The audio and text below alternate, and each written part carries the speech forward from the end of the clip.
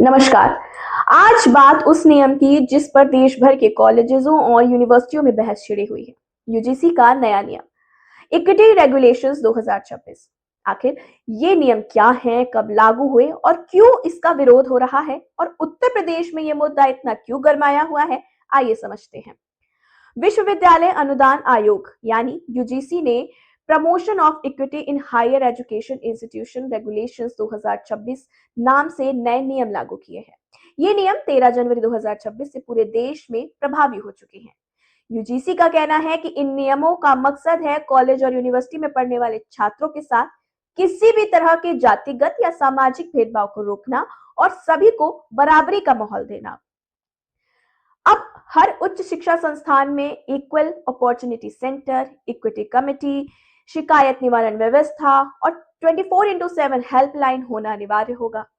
अगर किसी छात्र को लगे कि उसके साथ भेदभाव हो रहा है तो वो बिना डर शिकायत कर सकता है और संस्थान को तय समय में कार्रवाई करनी होगी। यूजीसी और केंद्र सरकार का कहना है कि ये नियम सुप्रीम कोर्ट के निर्देशों के अनुसार बनाए गए हैं और इससे कैंपस ज्यादा सुरक्षित और न्यायपूर्ण बनेंगे।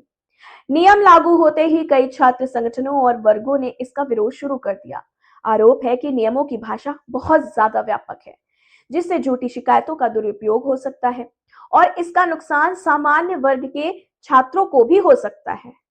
इसी मांग को लेकर कई जगह छात्र सड़कों पर उतर रहे हैं और नियमों की समीक्षा की मांग की गई है। उत्तर प्रदेश में देश के सबसे ज्यादा विश्वविद्यालय और छात्र आबादी है। लखनऊ, प्रयागराज, वाराणसी, कानपुर जैसे शहरों में छात्र राजनीति काफी सक्रिय रहती है। इसी वजह से यूजीसी के नए नियम को लेकर यूपी में विरोध और समर्थन दोनों सबसे ज्यादा देखने को मिल रहे हैं।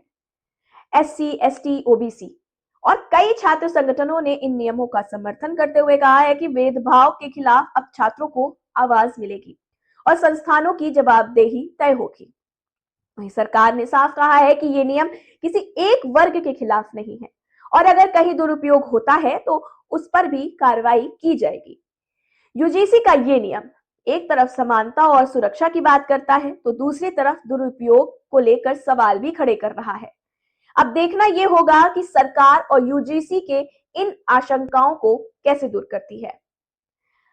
आप इस मुद्दे पर क्या सोचते हैं? अपनी राय कमेंट बॉक्स में जरूर बताइएगा। ऐसी ही खबरों के लिए चैनल को सब्सक्राइब करें। धन्यवाद।